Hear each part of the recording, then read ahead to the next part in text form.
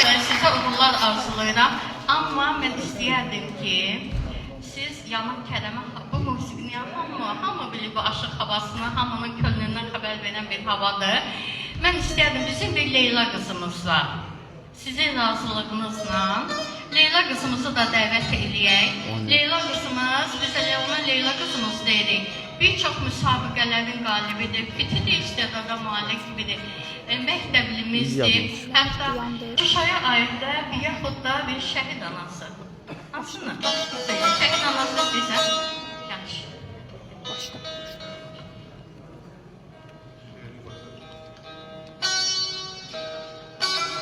Öyündün yurdumla, səltənətinlə, bu elə obayın məhəbbətinlə, ucaltdın vətəni şücaətinlə, vətən səni unutmaz.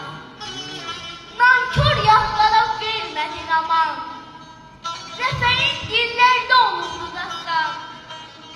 Şirin nağıllara dönən qəhrəman, vətən səni unutmaz.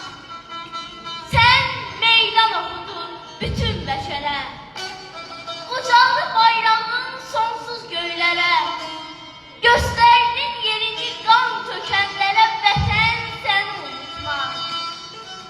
Elə məhəbbətlə sevdin torpağı, nəyləndən söktü o nankör yağı, ucaldı göylərə zəfər bayrağı, vətən səni unutmaz, vətən səni unutmaz.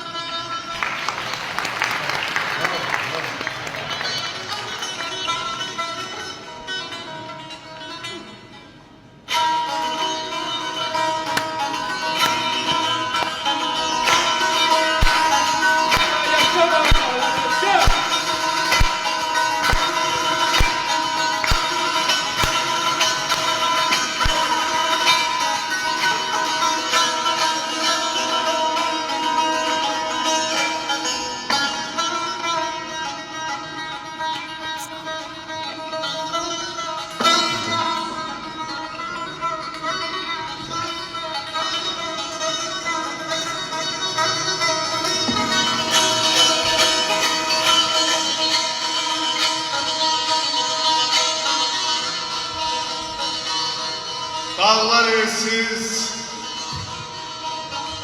çöl tütəksiz, çəmən lal. Mən bu dərdi oxlamağa gəlmişəm. Yaza nə var? Yaylaqların payında vəfasını yoxlamağa gəlmişəm.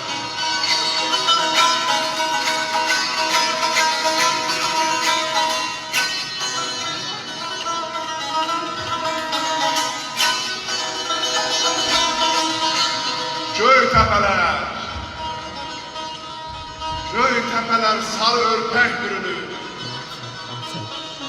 Duman çizgin ayağına sürür.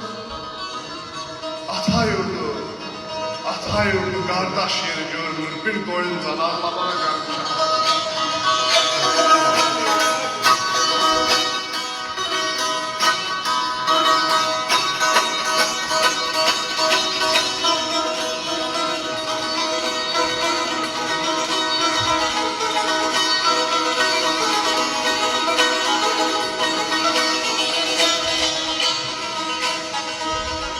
Naxış olub çin-çin hər mənim, qızıl payız ilhamının sərvəri, xəzan vaxtı bahar bilirəm bəri, dağ çaya, çağlamağa gəlmişəm, dağ çaya, çağlamağa gəlmişəm.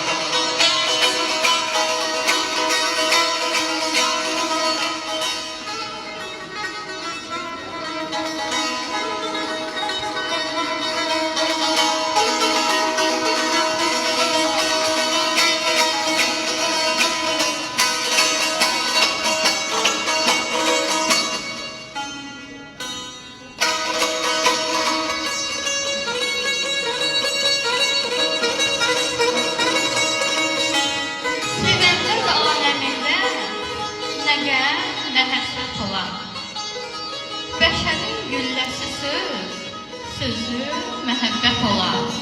Müharibə olmasa, düzdürmü?